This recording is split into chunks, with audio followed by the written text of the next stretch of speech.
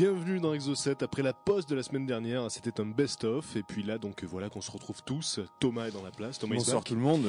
Mika est là. Tonton Mikaka, puisque Oui. depuis cette semaine, il est tonton. Voilà, c'est quand même assez magnifique. Tonton gâteux même. Ah oui, on ne peut pas faire plus gâteux, c'est magnifique, c'est très touchant. Et donc voilà, l'équipe est réunie. Plus de gros mots à l'antenne, c'est fini. C'est terminé tout ça. L'équipe est réunie au grand complet pour un nouvel épisode d'Exo 7 qui donc sera ce soir consacré aux personnages mystérieux. Et Dieu sait si l'histoire est peuplée de personnages mystérieux. Et donc ce soir, on va démarrer avec Edgar Cayce. Alors Thomas, est-ce que ça te dit quelque chose, Edgar Cayce? Du tout. Alors là, non. Peut-être que l'histoire, oui, mais de nom comme ça. Non. Alors c'est une figure de l'étrange, c'est un personnage américain, donc ce soir on va d'abord parler d'Edgar Cayce qui est américain, ensuite on parlera d'un personnage allemand et d'un personnage russe. Alors on démarre donc par les States, oui. Un petit tour du monde, quoi. Il est américain, est-ce qu'il y a un rapport avec la case de l'entretome? Non, mais bon, Non, ça aurait pu dommage. il arrête les gros mots, mais pas les blagues. Voilà, Pas les non, blagues, ça, non, il faudra les au moins 2 neveux pour arrêter les blagues. Là, faut pas trop pousser. Mais dépêchez-vous d'en faire un nouveau alors. Alors donc Edgar Cayce est un personnage marquant de l'histoire de l'étrange en Amérique, puisque donc c'était un médium et un prophète, et il est né donc en 1877 dans une ferme à Hopkinsville dans le Kentucky. Donc c'était une ferme de bons gros paysans. Edgar Cayce n'avait pas beaucoup d'éducation et à l'âge de 9 ans, il n'arrivait pas par exemple à épeler le mot cabine. Alors que je veux dire facile. Alors du coup, K-A-B-I-N-E. Du coup, son père, qui s'énervait un petit peu un soir en essayant de lui faire épeler cabine, lui a mis une tarte. En même temps, c'est un américain, donc pourquoi épeler cabine? Mais c'était cabine, Cabin. voilà, comme Cabin Fever, Cabin. le film d'horreur. Et donc, son papa, qui était un petit peu nerveux, lui met un taquet et Edgar tombe par normal. terre. Et comment on écrit taquet, Edgar? Et alors qu'il était par terre, Edgar dit, il a dit par la suite qu'il avait clairement entendu une voix qui lui disait « Si tu dors un petit peu, nous pourrons t'aider ». Alors qu'est-ce qu'il a fait, Edgar? Il a mis son livre de grammaire sous son oreiller quand il est allé dormir, et quand il s'est réveillé, eh bien il se trouve qu'il connaissait quasiment toutes les leçons du livre et qu'il pouvait les répéter chacune mot pour mot. Alors donc évidemment c'était un don formidable, et ce don est resté tout au long de la vie de Edgar. Ah, mais il a appris qu'un livre, le pauvre. Alors il avait juste C'était le Becherel, bon, c'est ballot, mais... Il avait juste à dormir la tête sur un livre, et quand il se réveillait, donc il en connaissait le contenu. Voilà quel était le don d'Edgar Cayce. Mais l'histoire ne s'arrête pas là, heureusement, puisque à l'âge de 16 ans, Edgar a été blessé, donc il a pris un coup sur la tête alors qu'il jouait au baseball. Aïe. Et quand il est retourné à la maison, donc il était un peu étourdi, et il a dit à sa mère de lui appliquer un cataplasme sur sa blessure. Et le lendemain matin, donc, Edgar ne se rappelait plus du tout qu'il avait dit ça à sa mère parce qu'il était un peu dans les vapes, mais il se trouve que la blessure, donc, avait totalement disparu, elle s'était estompée, et donc il était guéri, voilà. Et en 1900, Cayce, donc, travaillait dans une compagnie d'assurance, et un jour, il a chopé une laryngite. Oh. Et il n'arrivait plus à travailler donc, puisque donc il avait plus de voix, et les docteurs lui disaient qu'il ne retrouverait jamais complètement sa voix. Du coup, il s'endormit sur le Vidal. Alors non, voilà ce qui s'est passé. Donc il était un peu désespéré, donc il est allé voir un hypnotiseur, et dans une sorte de transe, donc Edgar s'est mis à décrire les mots qui étaient les siens, et là il a dicté à l'hypnotiseur le traitement qu'il fallait lui appliquer à lui-même. Donc dans une sorte de transe, son inconscient finalement a dicté quel était le traitement qu'il fallait lui appliquer. Et donc quand il s'est réveillé, ça a duré une vingtaine de minutes, et quand il s'est réveillé, donc la voix d'Edgar a été rétablie, puisque donc le guérisseur lui a appliqué le traitement qu'Edgar lui avait prescrit. Ça serait limite comme si son inconscient était dissocié de son conscient, et voilà, qu'il avait un inconscient. Tout se passait comme si à l'intérieur d'Edgar Cayce, il y avait une science, un savoir qui lui échappait quand il était, voilà. Il avait une sorte, voilà, de science médicale, mais seulement à l'état inconscient. Il fallait qu'il rentre dans une sorte de transe pour diagnostiquer des maladies. Alors, le truc, c'est qu'il faisait jamais payer ses consultations, et surtout, il prétendait pas guérir, puisque évidemment, ce don a commencé à s'ébruiter un petit peu. Il a vite acquis une réputation de guérisseur, et donc, il expliquait bien aux gens que lui, il n'était pas là pour guérir, il savait pas guérir. Simplement, il pouvait dans un état de transe proposer des traitements, mais il se faisait jamais payer pour ça, et d'ailleurs il avait un peu du mal à joindre les deux bouts, puisque évidemment il était très sollicité par les gens qui voulaient connaître ses diagnostics. Et donc un jour, par exemple, il y a quelqu'un qui a voulu le piéger, un docteur qui a voulu le piéger. Par exemple. et qui donc avait diagnostiqué sur lui-même une appendicite. Voilà. J'ai Donc, mal, j'ai une appendicite. Il se dit, je vais voir Edgar Cayce et je vais lui demander de me diagnostiquer mon mal dans son état de transe. On verra s'il va trouver le bon truc. Donc il va voir Cayce. Cayce, il procède à cet état d'auto-hypnose. Et là, il commence à décrire un autre mal. Et il lui dit, oui, vous avez un problème de vertèbres. Il faudra faire ça, voilà. Alors là, évidemment, le docteur en question se marre. Il se dit, j'ai enfin pu le piéger. Mais il va voir un ostéopathe comme Cayce donc lui avait conseillé de faire. Quand même. Et là, en fait, il s'est avéré que c'était le diagnostic de Cayce qui était le bon. Il n'y avait pas d'appendicite, mais donc une douleur à l'endroit donc où se trouve l'appendice. Et donc le docteur était bien pris à son propre piège sur ce coup. Alors ça finit pas comme ça. Ça finit pas comme ça, puisque donc, en plus de ces centaines et centaines de diagnostics comme ça dans ces états de transe, parce qu'il expliquait aussi qu'il voyait le corps des patients et comme une sorte de réseau d'organes et de tissus. Et il sentait dans sa transe, il sentait l'endroit qui était souffrant. Et donc là, ensuite, il avait plus qu'à donner son diagnostic et ses conseils de traitement, en sachant que quand il était éveillé, il avait absolument aucune. Il avait une espèce de scanner scanner intégré. Si on veut, voilà. À sa vision, et donc, il faut savoir que quand il était éveillé, bien sûr, il avait aucune sorte de science médicale quelle qu'elle soit, puisque donc voilà, il venait d'un milieu modeste paysan, donc il connaissait pas tous ces trucs-là. Et ça s'est pas arrêté là, puisque ensuite il a commencé à avoir des prophéties, et là il a commencé à se faire connaître sous le nom du prophète endormi. Alors c'était pas lui, c'était vraiment pas lui qui essayait donc de cultiver ce personnage-là, c'était les gens qui lui faisaient cette réputation. Et donc là il a commencé à voir des choses. Alors il aurait par exemple prophétisé la Première Guerre mondiale, la Seconde Guerre mondiale. En parlant de la Seconde Guerre mondiale, il disait que ça serait une guerre d'océans, de mers et de baies. Il a aussi prophétisé des tremblements de terre entre 1958 et 1998, donc c'est vrai que bon là c'était un petit peu large. Il disait il disait que la Californie serait engloutie et qu'une en quelle année? Alors pour la Californie dans cette marge là. Ah oui, donc il s'est un peu raté, mais vous allez voir après, parce qu'évidemment vous l'avez bien senti jusqu'à présent. J'étais totalement dedans, premier degré, puis ensuite viendra la critique du personnage. Donc il avait aussi prédit un changement de pôle assez catastrophique en 1998, donc ce n'est pas arrivé. On n'est pas au courant. Mon voisin il s'appelait Paul et il a été changé par un autre Paul. En fait, un autre voisin à la place. Putain, il avait prédit. C'était en 98 ça 98 exactement. C'était radical, un radical changement de pôle. Ouais. Eh bien alors voilà, l'histoire continue. Et en 1944, donc Cayce, il était surchargé de demandes, puisque donc c'était devenu une vraie célébrité, des centaines de diagnostics à son actif. Et donc là, il commençait à être un petit peu fatigué. Et le dernier jour de l'année 1945, Cayce prédit lui-même dans une ultime transe qu'il mourra le 5 janvier, qu'il sera enterré le 5 janvier exactement. Et effectivement, 3 jours après, il meurt et il est enterré le 5 janvier. Donc il a même prédit sa propre mort.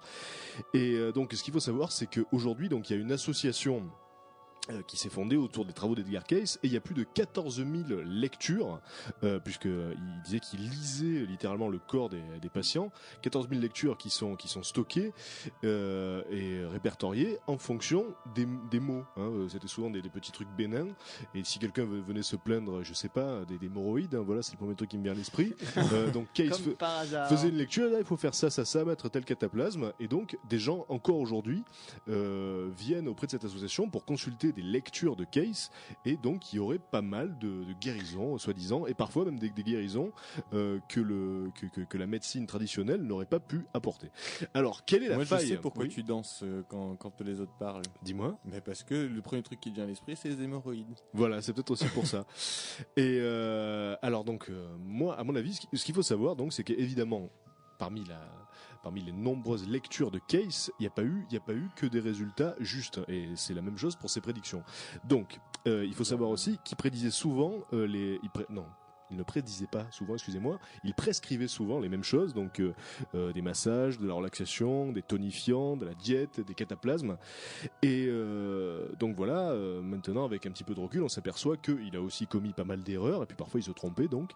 Et même s'il y a eu des résultats troublants parfois, quand on sait qu'il y a eu des centaines et des milliers de personnes qui sont venues le consulter, on peut comprendre que parfois il y a eu des coïncidences très étonnantes, qu'il a réussi à mettre le doigt sur un diagnostic qu'un médecin n'aurait pas pu voir. Alors ce qu'on peut se dire, c'est que dans la plupart des cas, c'était des maladies bénignes, ou des petits troubles pas très graves. Donc quand Case prescrivait ses cataplasmes et ses tisanes et son repos, ça marchait dans la majeure partie des cas. Oui, parce qu'il y a l'effet placebo qui est quand même assez, voire même très efficace. D'une part, il y a l'effet placebo qui fonctionnait parce qu'il avait une réputation de guérisseur, de mage, de voyant, donc ça marchait très très bien. Mais en plus de ça, quand il prescrivait des trucs comme des cataplasmes ou des tisanes, ça pouvait aussi avoir un effet direct sur la maladie des patients qui venaient le voir, puisque bon, c'était jamais des trucs très très graves. Mais donc dans le tas, il a aussi commis des erreurs. Il y a des gens qui n'ont pas guéri. Et puis quand on s'attaque au sujet des prophéties, alors là c'est carrément énorme, il s'est planté dans les grandes largeurs, et il a notamment parlé de l'Atlantide, parce que donc lors d'une de ses prophéties en transe, il avait expliqué que l'Atlantide émergerait au cours du XXe siècle, que l'Atlantide émergerait, reviendrait à la surface dans les années 60. Je l'ai raté. Et voilà, on l'a pas vu venir. Et donc je rappelle qu'il est mort en 45. Donc. Il devait être sur la Lune. Il est donc mort en 45 et il avait donc prophétisé que l'Atlantide reviendrait, ressurgirait. Et encore une fois, tout ça ne se passait que quand il était dans cet état de transe hypnotique, et il a jamais rien prophétisé dans son état normal, voilà. Et donc je rappelle encore une fois qu'il ne le faisait pas payer. Donc c'est vrai qu'on peut pas vraiment crier à l'arnaque ou au charlatan, puisque ce mec était plus... mais charlatanisme, c'est quoi? Est-ce que il a pas fait ce charlatanisme non pas dans un but de pécunier, mais dans un but de célébrité aussi? Moi je pense que le charlatan, c'est celui qui abuse de la crédulité des autres pour lui soutirer de l'argent. Là, en l'occurrence, il a jamais pris de l'argent à qui que ce soit, et c'était presque à son insu. C'est pas quelqu'un qui abuse de la confiance des gens, peu importe dans quel but. Écoutez, laissez-moi mettre dans le débat. Je sais pas, parce que en fait, il a jamais fait de mal, vraiment. Oui, parce que les gens qui venaient le voir. Mais peut-être qu'il y croyait sincèrement à ce pouvoir. Et puis surtout, ça se passait à son insu, puisque c'était son inconscient qui réagissait. Et donc voilà, il n'était pas vraiment responsable. Il m'a l'air assez schizophrène quand même. Enfin, il m'avait l'air assez schizophrène. C'est possible aussi. En tout cas, voilà, c'est devenu un mythe de l'histoire du paranormal en Amérique. Et donc il y a cette association qui marche toujours, comme je vous le disais, avec ses 14 000 lectures qui sont conservées dans une bibliothèque et que des gens viennent encore consulter. Oui, d'ailleurs, c'est vrai que le côté bouquin, là, enfin, son côté science infuse entre guillemets des bouquins, c'est quand même assez surprenant. Donc à la base, il devait quand même avoir un talent, pour apprendre par cœur. Ce qu'il y a, c'est qu'il y avait quelque chose. Voilà, il y avait un don particulier chez ce mec-là. Maintenant, bon, de là à dire que c'était un guérisseur et un prophète accompli, donc là, il y a quand même un grand pas que nous ne franchirons pas. Mais il y avait quelque chose d'assez étrange qui fait qu'encore aujourd'hui, il y a un mythe autour de ce Edgar Cayce. Et il a prédit sa mort quand même. Il avait quand même prédit le jour de son enterrement, quelques jours avant de mourir. Donc voilà, il y a quand même beaucoup d'éléments troublants dans l'histoire de cet homme-là.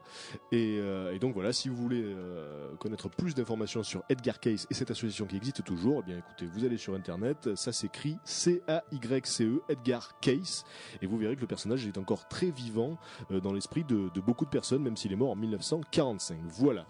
Et donc à présent, on va parler d'un personnage qui lui s'est illustré en Allemagne et qui reste encore aujourd'hui une des énigmes les plus énigmatiques. Oui, hein, on peut le dire comme ça. En même temps. Mais moins élucidé. Une des énigmes les plus obscures de l'histoire, hein, puisque donc encore aujourd'hui on ne sait pas, on n'a pas résolu cette énigme-là, même s'il y a des pistes. Donc c'est l'histoire de Kaspar Hauser, et donc c'est un enfant sauvage, Kaspar Hauser. Donc L'histoire démarre en 1828, quand un adolescent donc apparaît au milieu des rues de Nuremberg en Allemagne. Donc il porte des vêtements de paysans déchirés, hein, des guenilles, et il peut à peine parler. Donc les deux personnes qui le voient en premier, c'est donc deux ouvriers. Et donc il avait 2 lettres sur lui, Kaspar Hauser. La première lettre était adressée au capitaine du 4e escadron de cavalerie, du régiment de cavalerie, et la deuxième, donc c'était une lettre sur laquelle était écrit sa date de naissance, et voilà, pas grand chose de plus. Donc les 2 hommes qui le recueillent l'écoutent parler, donc il a du mal à s'exprimer, hein, et il blablate un petit peu, et tout ce qu'il arrive à dire, c'est moi je veux être cavalier comme mon père. Donc apparemment il a appris ça par cœur, et il répète comme une litanie, je veux être cavalier comme mon père. Donc là il est remis entre les mains de la police. Il est remis entre les mains de la police et finalement ça devient une espèce de petite légende locale, puisqu'on ne sait pas d'où il sort, on ne sait absolument pas d'où il sort, surtout c'est un enfant sauvage, il arrive à peine à parler, donc on le confie à un professeur qui lui apprend à lire, qui lui apprend à écrire, et petit à petit, il y a beaucoup de gens qui viennent le visiter, qui viennent le voir, donc il a l'air assez souriant, mais il sait pas faire grand chose au départ, et puis il a l'aspect d'un enfant de 16 ans, mais il a plutôt l'esprit d'un enfant de 6, et au bout d'un petit moment, il commence à réussir à communiquer à force d'être environné de personnes qui s'intéressent à lui et qui essayent donc de le faire parler. Il se met à parler et il explique donc que durant la majeure partie de sa vie, donc peut-être une douzaine d'années, il a vécu dans une cellule minuscule, une cellule très sombre, dont il ne sortait jamais, et son seul compagnon était un cheval de bois.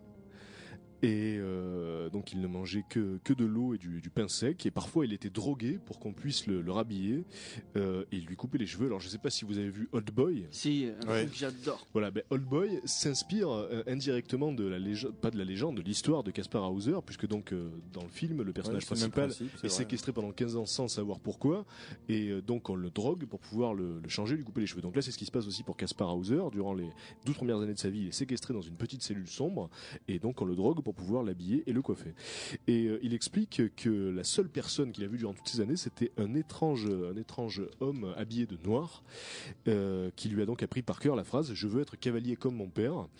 Et donc voilà ce qui se passe. Ensuite, il explique que un jour, il s'est évanoui et il s'est réveillé donc à proximité de Nuremberg. Donc c'est là qu'il a échoué au beau milieu de la rue et qu'il s'est fait recueillir par ses deux ouvriers.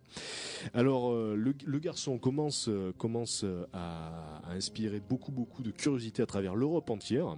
Tu m'étonnes. Donc il reçoit de plus en plus de visiteurs. Alors il y en a qui pensent que c'est un canular, qu'en fait c'est un artiste qui se fait passer pour un simplet. Et puis il y en a d'autres qui commencent à trouver des connexions avec la famille du grand-duc de Baden à cause d'une ressemblance physique.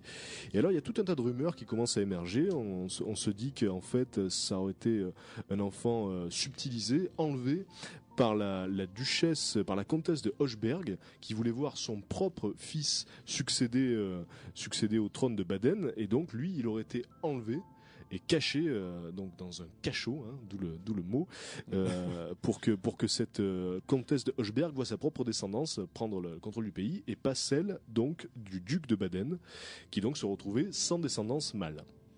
Alors, attends, tu veux dire qu'en fait, il y aurait eu possibilité qu'il y ait deux familles qui auraient eu des enfants possiblement à la tête du pays, et donc une des familles aurait fait enlever l'enfant de l'autre famille. Je vais revenir là-dessus plus en détail à la fin, parce que c'est peut-être un petit peu complexe là tout de suite. C'est le masque de fer. Je reviendrai, c'est vrai, on parle aussi beaucoup des similitudes entre les deux histoires avec celle du masque de fer, mais donc je reviendrai sur les hypothèses à la fin. Alors ensuite, Kaspar Hauser devient donc un véritable personnage c'est célèbre, ça devient une sorte de star de l'époque, et un jour d'octobre 1829, un homme avec une capuche essaye de l'assassiner avec une hache, mais ne réussit qu'à le blesser au front. Et donc là les rumeurs s'amplifient et explosent littéralement. On se dit qu'il est forcément lié donc à la famille de Baden, sinon personne n'essaierait de le tuer comme ça. Mais un test ADN, ils sont bêtes ou quoi? Eh oui, un test ADN. Mais alors tu vas voir, puisque en fait on en retrouve un de test ADN, mais bien sûr un siècle plus tard. Et donc voilà, sur le coup, on se dit, des gens qui sont à l'origine de ce complot essaye maintenant de tuer Kaspar Hauser, puisqu'il s'est mis à parler, et c'était peut-être pas prévu qu'il se mette à parler comme ça et qu'il soit aussi ouvert d'esprit, alors qu'il avait été confiné dans un cachot toutes ces années et que c'était devenu une sorte de débile léger.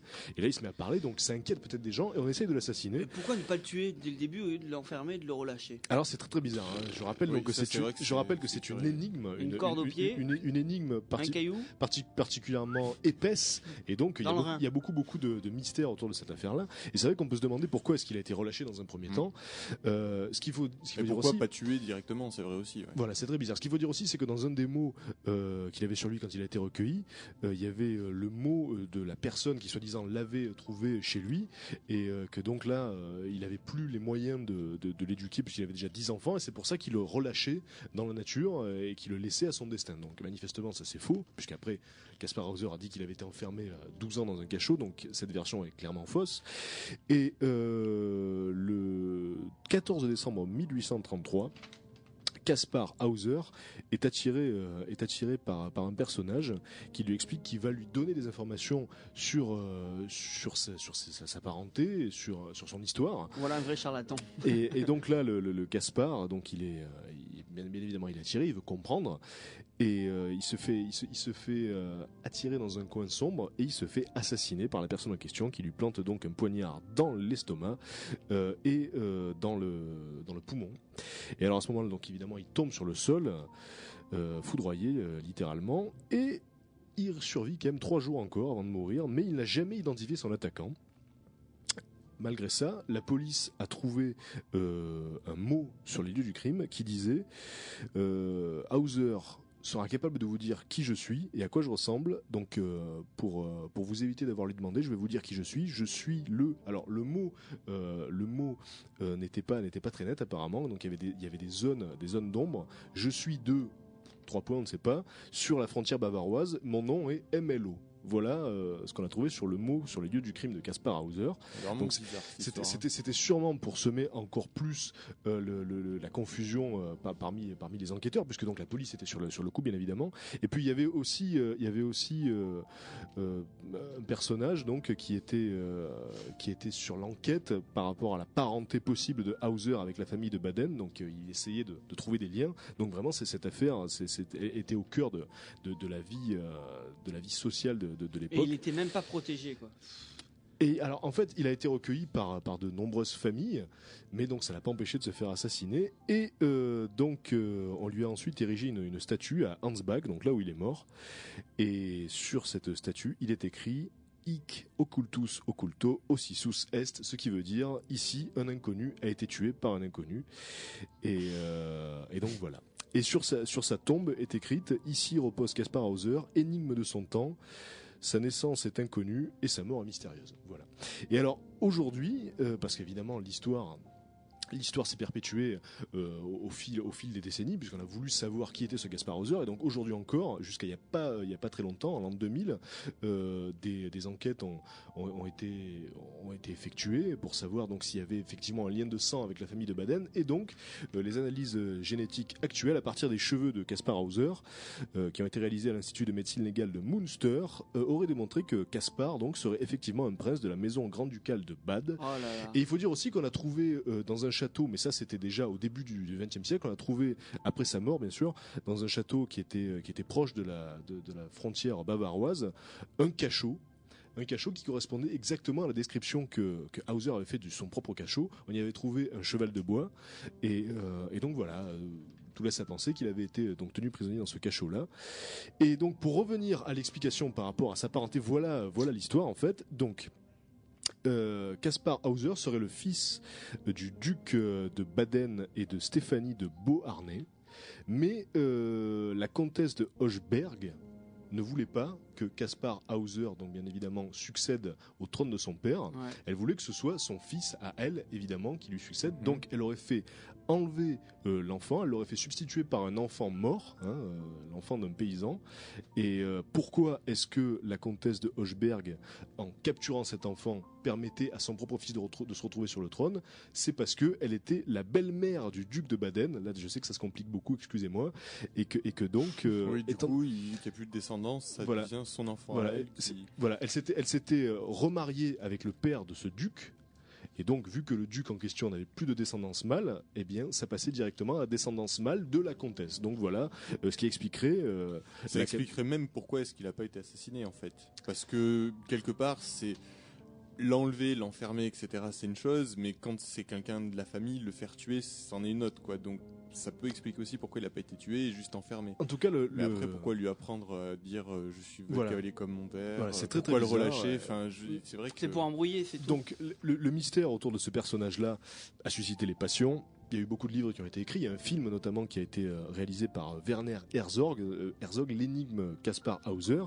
Et donc voilà, le mystère reste encore épais aujourd'hui, même si donc on a peut-être éclairci sa parenté et que si on sait aujourd'hui qu'il y a effectivement beaucoup de chances que ce fût donc un enfant de sang royal. Mais parce qu'en fait, quelques années avant qu'on découvre Kaspar Hauser, il y a un enfant qui est mort. En fait, l'enfant du duc est mort. Oui, l'enfant du duc et de Stéphanie de Beauharnais donc est mort 15 jours après sa naissance. Disons que Stéphanie de Beauharnais a appris que son enfant était mort 15 jours après. On ne lui a pas laissé voir l'enfant.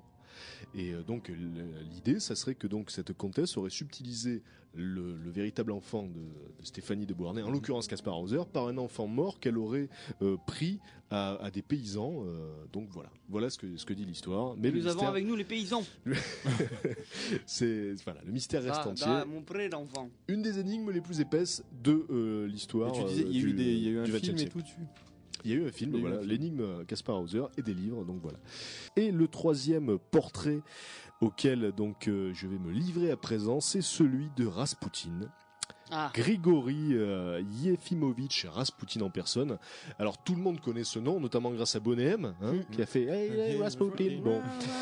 Et donc il faut quand même savoir que c'est le personnage le plus mystérieux, le plus étrange de toute l'histoire de la Russie, même devant Zangief, ça je tiens à le dire.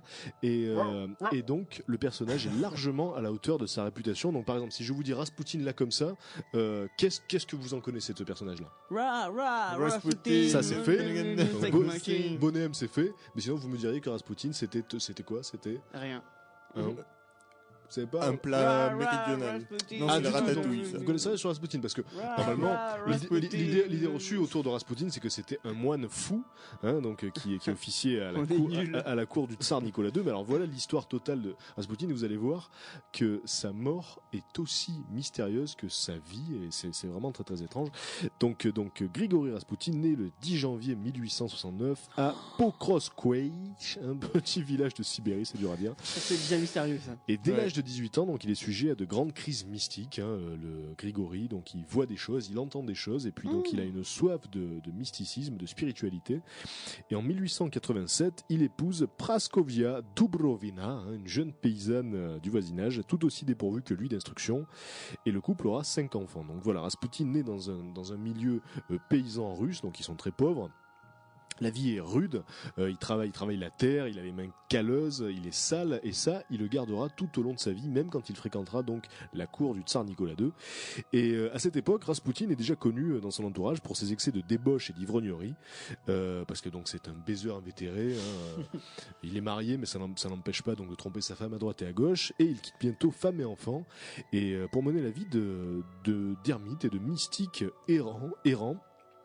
Comme c'est la tendance à l'époque, il y a beaucoup de personnes donc qui errent sur les chemins de la Russie et qui essaient de prodiguer, de prêcher la bonne parole et leurs croyances. Et donc lui c'est ce qu'il fait et il survit grâce à la charité et à l'aumône. Il parcourt la Sibérie occidentale et il frappe à la porte des monastères dans lesquels il acquiert au fur et à mesure une réputation de sage et de guérisseur. Et il croise différentes sectes également qui fleurissent sur le terreau de la religion orthodoxe, puisque donc en Russie c'est donc l'orthodoxie qui est en place, et donc il y a beaucoup de sectes religieuses qui ont parfois quelques agissements assez particuliers, donc notamment la secte des Clisty, dont se rapproche Raspoutine. Et alors cette secte orthodoxe, qu'est-ce qu'elle fait? Eh bien donc elle fait souvent des orgies par exemple. Elle mélange érotisme et religion. Donc je vois qu'il va dans les bons plans. Ah oui, c'est ce qui fait le Raspoutine. J'ai fréquenté une secte comme ça. Donc voilà, c'est donc une secte orthodoxe qui pratique la transe orgiaque régulièrement. Donc ce sont des gigantesques partouzes et donc ils s'adonnent à la débauche. Et donc Raspoutine, à leur contact, finit par élaborer d'obscures théories sur la rédemption par le péché et les excès en tout genre. En gros, plus on baise, plus on fornique et plus donc plus on se bourre la gueule, plus on a de chances d'être pardonné. C'est un petit peu ça l'idée.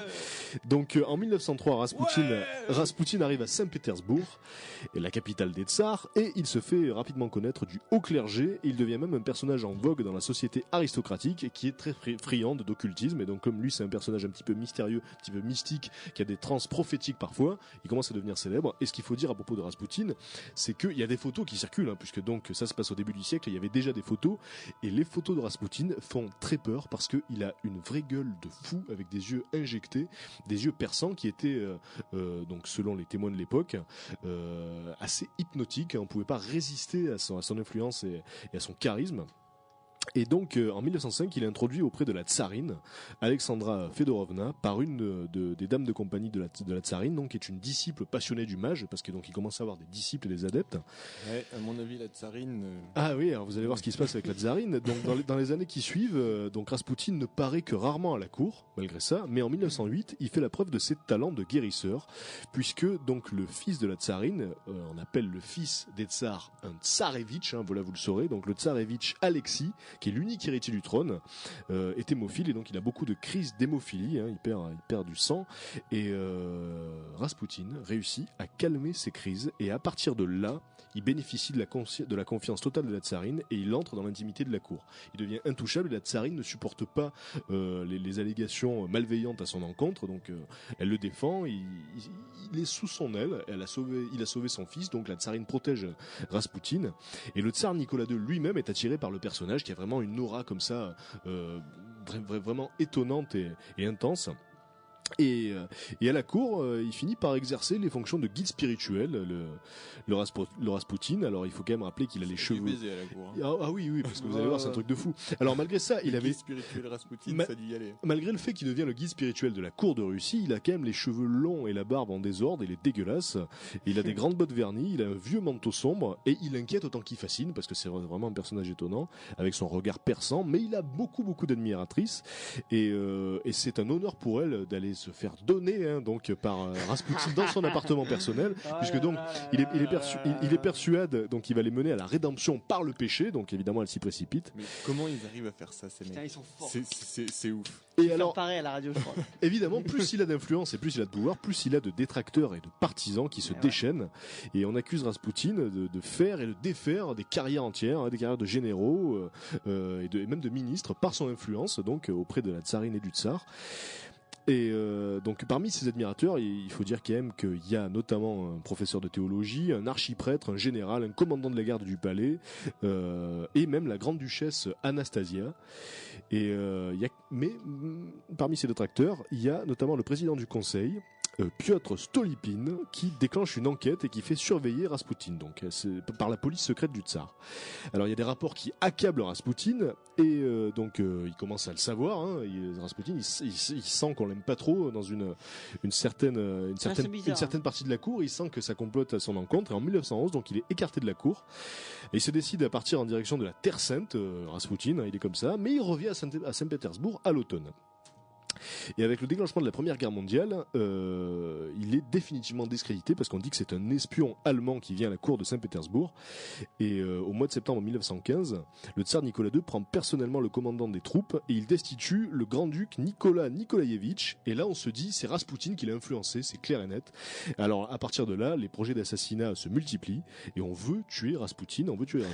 Donc, dans la nuit du 16 au 17 décembre 1916, Rasputin est invité à une réception chez le prince Félix Yusupov. Voilà. Viens de boire un coup à la maison. Alors le prince avait bien arrangé son affaire. Ils étaient trois à avoir comploté pour la mort de Rasputin. Il y avait donc le prince Félix Yusupov, le grand-duc Dimitri Pavlovitch et le député d'extrême droite Vladimir Plourikchkevitch. Ça fait beaucoup de Vitch, mais ça se passe en Russie, donc c'est normal. Il faut le dire Vitch. Et bien vu. Et donc le prince avait farci les plats de Rasputin de cyanure. Il en avait mis assez pour tuer 10 hommes selon ses propres dires, puisqu'ensuite il a écrit, de pas rater le truc, quoi. Il a écrit une confession de cette affaire-là, donc il disait qu'il avait mis assez de cyanure dans la bouffe de Rasputin pour tuer 10 hommes. Mais, prenez donc ce plat, il sera meilleur pour vous. le mystérieux mage donc avait une résistance assez hallucinante, puisque donc on dirait du cyanure, j'adore ça. C'est un petit peu. J'en mange tous les jours. Si vous avez vu donc Astérix et Cléopâtre, c'est un petit peu un trip à la Obélix, c'est-à-dire qu'il mange les mets farcis de poison, mais pour lui, il a juste l'impression que c'est un peu épicé, ça lui fait pas grand chose, donc voilà, il reste nickel. Douleur de stomac, là. Et donc quand le prince voit ça, il se dit bon, là il faut faire quelque chose, donc il sort de la pièce un petit moment, il va parler avec les deux autres comploteurs en disant il est pas mort là, qu'est-ce qu'on fait? Il revient dans la pièce, il prend son gun et il lui tire dans la poitrine directement au Rasputin. On pourrait se demander pourquoi il n'a pas commencé directement par là. Et Rasputin, oh non, une aiguille. Alors attention, Rasputin prend la balle, il s'effondre au sol, mais il se redresse et il commence à ramper pour sortir du bâtiment. Et à ce moment-là, donc le député, un costaud quand même. Ah oui, c'était vraiment une force de la nature. Et en plus, donc il y a une aura de surnaturel autour de ça, parce qu'il a beau être costaud, il faut quand même l'encaisser la balle, donc il se lève quand même, il réussit à sortir. Et là, le député Pourikevitch, qui porte bien son nom, lui tire donc 3 balles dans le buffet. Et donc il vide son chargeur. Hein. Et là, par contre, bon, il reste sur le carreau. Rasputin. Mais alors, on fait moins le malin. Et avec l'aide des autres membres du complot, donc ils se saisissent du corps sans vie du mage. Il était mort quand même. Du mage diabolique. Ah ouais, là il était mort, mais vous allez voir, l'histoire n'est pas finie. Et il le jette dans la Neva, donc qui était un fleuve glacé, un fleuve gelé. Mais j'ai pas compris, il était à table, il a voulu aller se baigner, on l'a pas revu. Et alors, il est retrouvé quelques jours plus tard, et donc il est inhumé suivant la volonté de la tsarine, donc qui était toujours une fervente admiratrice de Rasputin. Elle était amoureuse, et c'est bon. Elle a dû se faire donner. Mais la légende qui entoure Rasputin enfle après son décès, puisque l'autopsie révèle que celui-ci, il n'est pas mort du poison ni des balles, mais il est mort noyé. C'est-à-dire que quand ils l'ont jeté dans la Neva, il était encore vivant. Ils l'ont jeté dans l'eau encore vivant. Donc voilà. Non, mais j'ai pas envie de me baigner. Hein. Il aurait donc résisté. Laissez-moi tranquille. Il aurait donc résisté aux balles et au poison.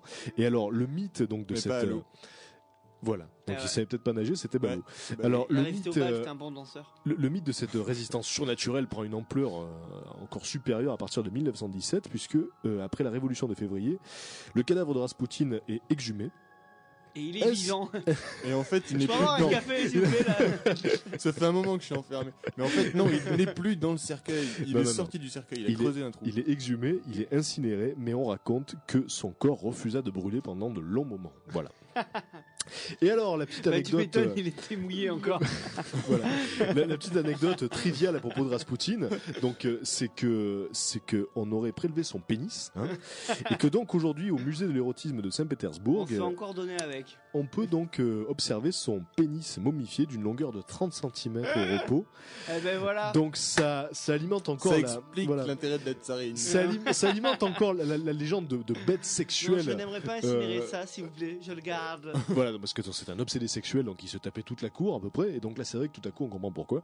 Et donc voilà, ainsi vécu Rasputin, ainsi disparu. Et pourquoi Bonnet M a fait une chanson sur Rasputin? Alors, mais d'ailleurs, à propos de ses performances sexuelles, c'est à cause du 30 cm. Ça on l'a su après, mais sinon c'était à propos de sa réputation de baiser invétéré, je crois. Et donc, il passe pas à côté. Et donc Bonnet M, ouais, ils ont fait Rasputin on kiffe. Voilà. Rasputin, sex machine. Et voilà Rasputin, donc qui est, si vous lisez Corto Maltese, la BD, c'est aussi un des personnages de la BD Corto Maltese, qui est directement inspiré du moine diabolique. Et vous pouvez le retrouver aussi pour les amateurs de jeux vidéo dans le jeu World Heroes, hein, sur la Neo Geo. Ils ont fait un personnage à partir du moine Rasputin.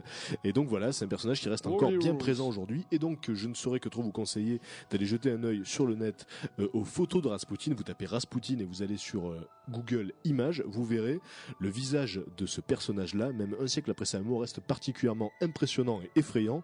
Et on comprend qu'il ait pu avoir une telle influence avec ces yeux-là et avec ce charisme et cette réputation. Donc, et on voit aussi donc le pénis en question. Tapez Dick après. Dans le formol, vous tapez Rasputin là par contre en anglais et vous verrez la photo en question. Mais je le mettrai de toute manière sur le forum de rage.fr. Ouais. Tu vas faire un gif, on le verra bouger. Voilà. C'était donc le dernier portrait de la soirée pour ces personnages mystérieux. Thomas va prendre le relais pour les infos insolites. Oui, on passe aux infos bizarres. On va attaquer avec une petite news, je dirais mignonnette, puisque c'est un grand classique, hein, ça arrivait déjà maintenant plusieurs fois dans l'histoire, mais dernièrement, c'est-à-dire il y a 3 ou 4 jours, une petite vieille qui habite dans le Loir a reçu une carte postale qui datait d'il y a 10 ans et qui avait été envoyée par des amis à elle qui étaient en voyage aux États-Unis. Et donc elle a reçu il y a là 1 semaine ou 2. Alors c'est un grand classique, hein, ça arrive régulièrement, mais là c'est arrivé il y a quelques jours et je me suis dit allez on va la ressortir, non puisque c'est une nouvelle histoire de ce type-là, mais donc comme quoi ça arrive de temps en temps. puisque c'est vrai qu'on en parle assez fréquemment quand même de ces lettres qui se perdent, qui se coincent derrière une armoire ou je ne sais quoi, et qu'un jour un postier en déménageant retrouve et fait ah tiens on va la remettre dans le circuit. Bouger avec la poste. Hein, alors comme l'a dit la petite vieille, heureusement il s'agissait pas d'un chèque à encaisser. Ah c'est clair. Parce que là ça fait mal. Mais c'est vrai que dans ce genre d'affaires là, 10 ans c'est relativement léger puisqu'on a eu des affaires avec des lettres 40 ans après, 60 ans après, des trucs de barge. Et donc voilà, donc les lettres qui se perdent, comme quoi ça arrive. Alors la news d'après est bien moins rigolote, surtout pour les femmes, puisque sur l'île de Java, il est désormais interdit de s'embrasser plus de 5 minutes. Et il est interdit aux femmes de sortir après 19h. Pourquoi ? Tout simplement pour lutter contre la prostitution. Donc ils estiment que toutes les femmes qui... Alors on a le droit de s'embrasser plus de 5 minutes si on est marié, hein, mais il faut avoir les papiers sur soi en disant voilà on est marié. C'est ma femme, c'est tranquille, on avait le droit de s'embrasser plus de 5 minutes. Tout ça pour lutter contre la prostitution. Donc effectivement c'est quand même assez répressif, j'ai envie de dire. Oui, c'est le moins qu'on puisse dire. Et je suis pas du tout persuadé de l'efficacité de la chose, même loin de là, puisque c'est pas... En général ça freine pas les prostituées. Mais embrasser en continu pendant 5 minutes ? Non, je pense que de toute façon, c'est être avec une femme plus de 5 minutes et flirter avec elle. Ah d'accord, voilà, parce qu'embrasser 5 minutes. Grosso modo, t'as pas le droit. Quand même, là. Grosso modo, ce que veut dire la loi, c'est que t'as pas le droit de traîner avec une femme, lui faire des petits bisous ou quoi, si t'es pas marié avec elle. Enfin, en tout cas, elle n'a pas le droit parce que c'est elle qui se fait embarquer. Hein. Le mec, lui, il est tranquille, il peut faire ce qu'il veut. Voilà, encore donc là sur l'île de Java, c'est plus de 5 minutes, mais rappelons encore qu'il y a certains pays dans lesquels on n'a même pas le droit de s'embrasser en public tout court, de se faire un bisou. C'est net. Faut dire qu'on est des privilégiés chez nous. Comme quoi, oui, c'est clair. Chez nous, on a le droit par derrière. Ah oui. Je vais vous parler de Nokia maintenant, donc la fameuse marque de téléphone cellulaire. Alors l'info qui ressort là dans l'actualité, c'est que la ville de Nokia, donc où est la direction générale de Nokia Monde, parce que c'est une ville qui existe, hein, je savais pas ça, tiens. qui est finlandaise, donc cette ville-là va supprimer tout bonnement et simplement les lignes fixes. Ils n'auront plus lignes fixes puisque forcément, vu l'équipement de pitié qu'ils ont sur place, ils ont passé un accord béton avec la ville, etc. Donc tout va être au prix d'appels locaux. Ouais. Mais c'est pas vraiment ça qui m'a intéressé dans la news, c'est l'histoire de Nokia qui en est ressortie. Et figurez-vous que Nokia, ça a commencé en 1865. C'est une entreprise qui a démarré en 1865 et au départ, c'était une entreprise qui s'occupait d'abattre des arbres et de fabriquer du papier. Oh. Par la suite, ils ont fusionné avec un fabricant de câbles et de bottes en caoutchouc. Ça, c'était en 1967. Et c'est à partir de 1980 qu'ils ont commencé à s'intéresser à l'électronique pour devenir 10 ans après le plus grand fabricant de téléphones portables du monde. Donc j'ai trouvé l'histoire assez étonnante. Enfin, partir comme ça d'une petite usine locale de papeterie pour devenir le géant mondial de la téléphonie mobile, j'ai trouvé ça assez surprenant. Et c'est vrai que pour continuer dans le registre disque dur, on peut aussi dire que Nintendo à ses débuts faisait des cartes à jouer. C'était pour l'empereur.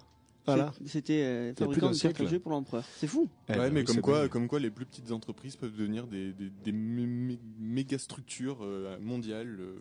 Moi, ça m'a fait halluciner.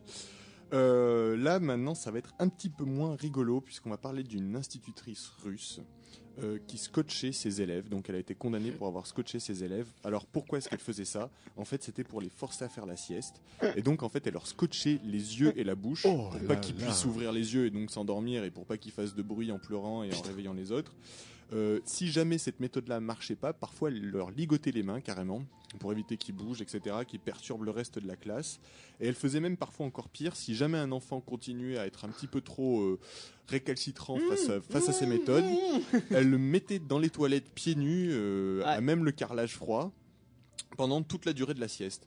Alors, il faut savoir aussi que forcément, pour pas se faire dénoncer, elle avait un moyen répressif très sympa, cette jeune institutrice, puisque si jamais l'enfant se plaignait aux parents, ce qui pouvait quand même arriver en fin de journée en général, la maîtresse m'a scotché les yeux, je pense que ça passe mal auprès des parents d'élèves. Mais pourquoi t'as les pieds tout rouges ? Eh bien, elle avait une punition toute particulière, une spéciale dédicace. En fait, le lendemain, elle conviait tous les camarades de la balance, entre guillemets, de l'enfant qui avait dénoncé la maîtresse.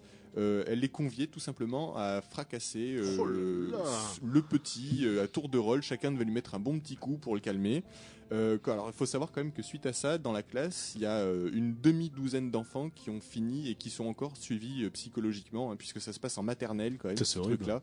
Donc, les enfants doivent avoir entre 3 et... Non, maternelle, c'est plus vieux, c'est 6 ans. Mais enfin, même de toute façon... De 3 à 6, ouais. De toute façon, c'est des très jeunes enfants et c'est clair qu'il y a dû avoir traumatisme assez lourd, quoi. Donc, personnage bien dégueulasse. Pas pour rien que ça se passe dans le pays de Rasputin. Ouais, c'est clair. Une descendante, ça. Ah oui, c'est sûr.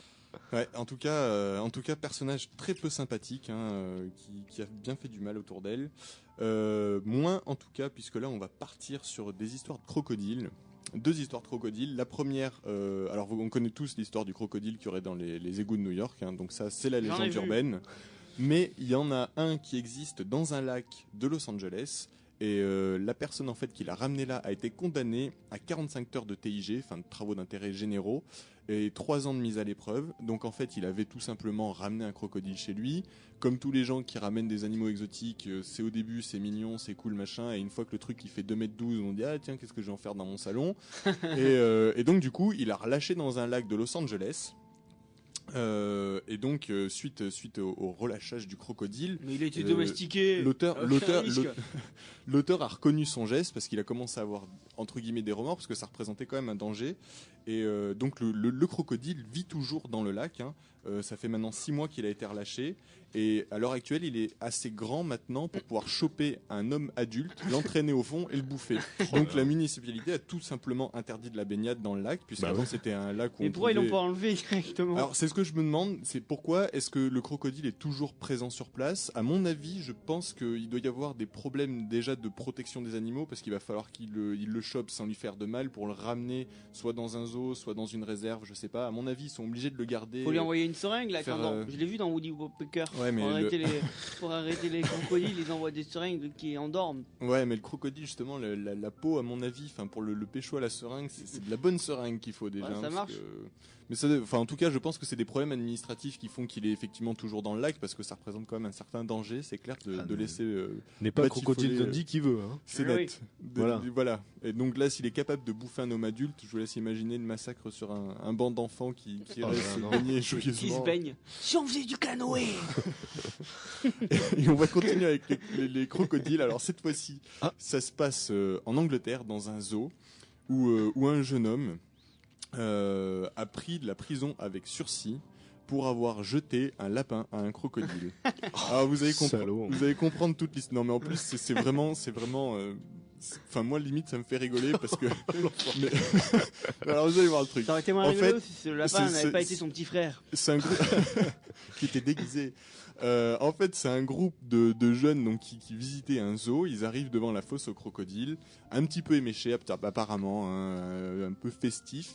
Et il y a un des jeunes qui fait on va voir ce que ça fait de lui balancer un truc à bouffer, etc. Et en fait, dans ce zoo, il y a toute une section qui est réservée aux jeunes enfants où en fait ils sont en contact avec les animaux et dont des lapins, ils peuvent les caresser, etc. Donc du coup, le groupe de jeunes a été dans cette partie du zoo choper un petit lapinou par les oreilles. Oh regardez, il est tout mignon, il est tout blanc. Ils ont couru jusqu'à la fosse. Et ils ont balancé forcément le lapin qui a eu une espérance de vie d'environ 3 centièmes de seconde dans la fosse au crocodile.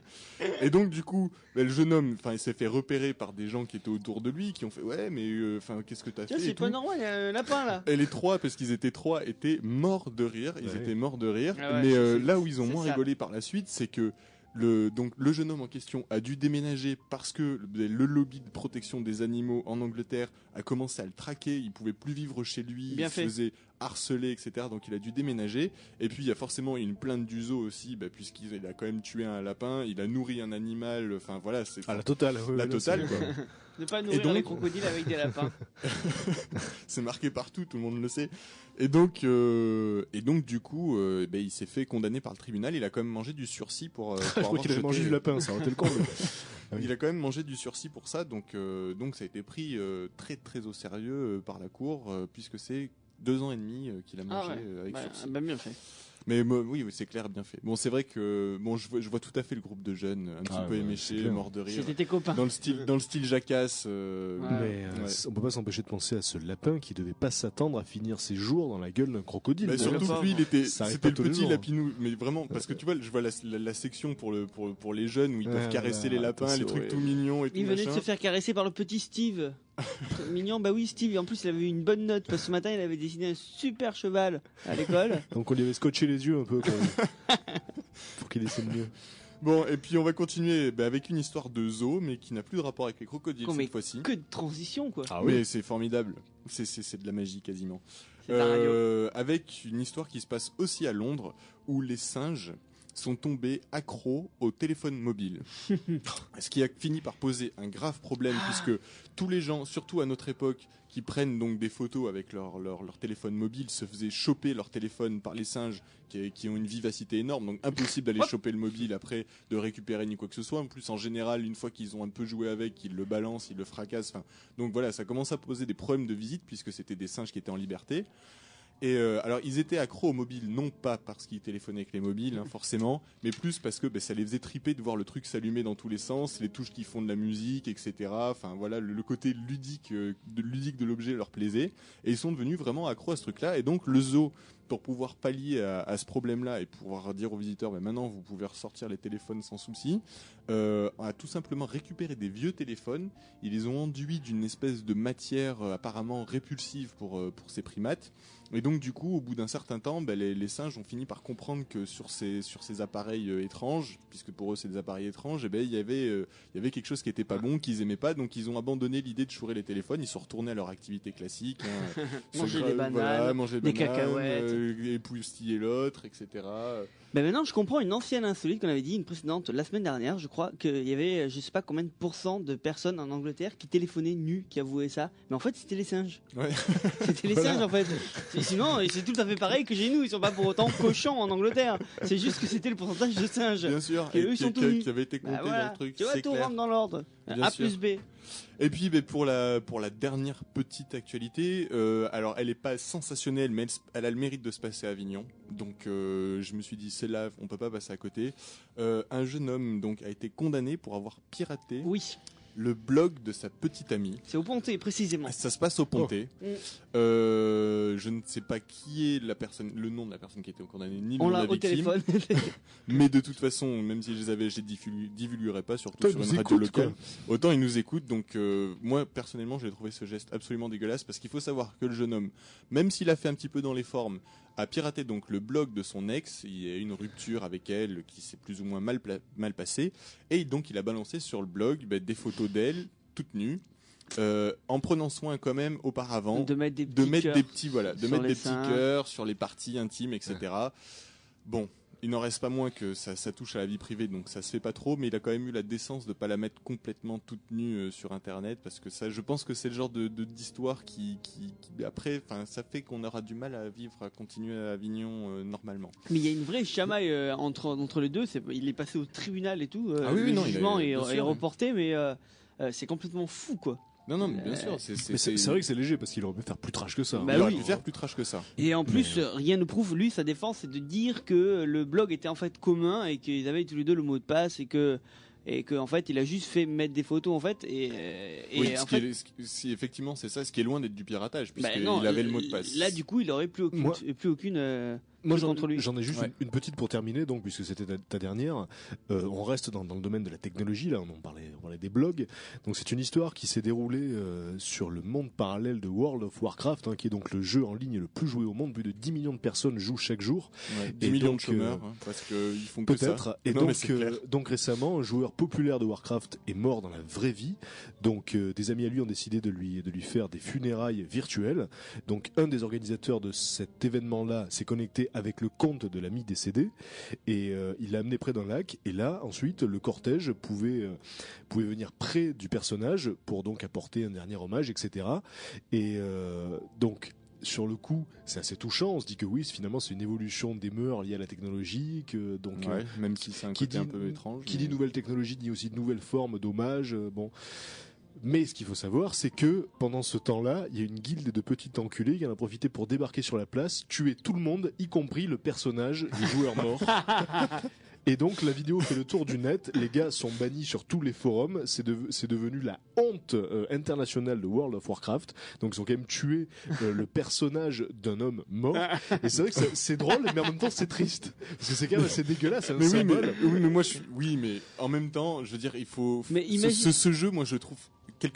pourtant je joue beaucoup aux jeux vidéo, mais je le trouve très malsain. Enfin, je veux dire, quelque part ça reste un jeu, et qu'il soit banni de tous les forums, de tous les trucs, c'est abusé. C'est une question de symbole, mais imagine qu'ils étaient même pas au courant. Si, mais justement, il était au courant. C'est ça qui les faisait rire. Mais donc, on en débattra plus tard, peut-être dans le disque dur de mercredi. Voilà, pour l'heure, Exo 7 c'est terminé. Juste après, vous retrouvez Lady Rock. Restez sur Age. Bonne soirée. Bye bye.